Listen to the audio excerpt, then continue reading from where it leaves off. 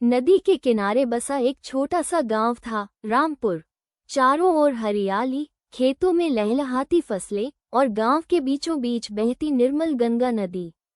ये गांव अपनी शांति और सरलता के लिए मशहूर था। यहाँ के लोग सीधे सादे थे और उनका जीवन इसी नदी पर निर्भर था।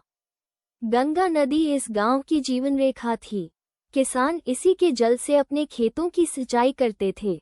महिलाएं किनारे पर आकर कपड़े धोती और बच्चे दिन भर पानी में अटखेलियां करते। शाम होते ही नदी के घाट पर दिया बाती होती, जिससे पूरी नदी सुनहरी रोशनी से जगमगा उठती। गांव में सबसे बुजुर्ग दादू थे। उन्होंने बचपन से लेकर बुढ़ापे तक इस नदी को वैसे ही बहते देखा था।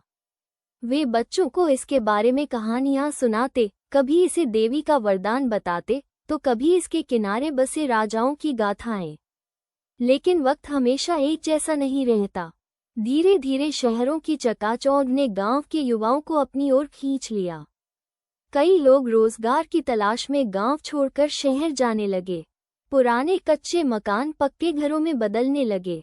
और फिर एक दिन वो हुआ जो किसी ने नहीं सोचा था। गंगा मैली होने लगी। कारखानों से निकलने वाला गंदा पानी और प्लास्टिक कचरा नदी में बहाया जाने लगा। पहले जहां मछलियां उछलती थीं, अब वहां गंदगी तैरने लगी। गांव के बुजुर्ग चिंतित थे, लेकिन किसी के पास समय नहीं था इसे बचाने का। तभी गांव के ही रवि ने आगे बढ़कर कुछ करने की ठानी।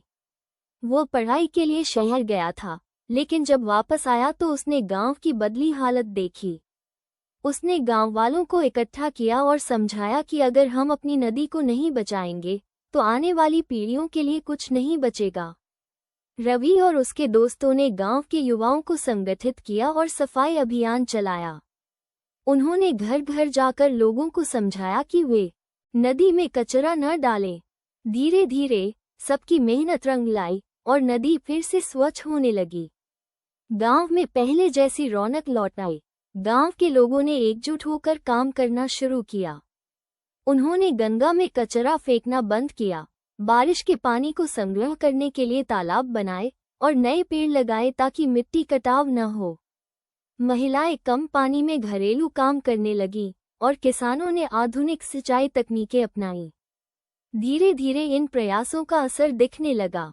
बारिश का पानी अब बेकार नहीं जाता था और गंगा का जलस्तर फिर से बढ़ने लगा। खेतों में हरियाली लौट आई और गांव में खुशहाली छा गई। गांव वालों को एहसास हुआ कि अगर वे प्रकृति का सम्मान करेंगे तो प्रकृति भी उनकी रक्षा करेगी। उन्होंने हर साल गंगा स्वच्छता अभियान शुरू किया और यह प्रण लिया कि वे कभी भी गंगा को दूषित नहीं करेंगे। अब हर साल कार्तिक पूर्णिमा के दिन पूरे गांव के लोग गंगा के तट पर इकट्ठा होकर दीपदान करते और मां गंगा को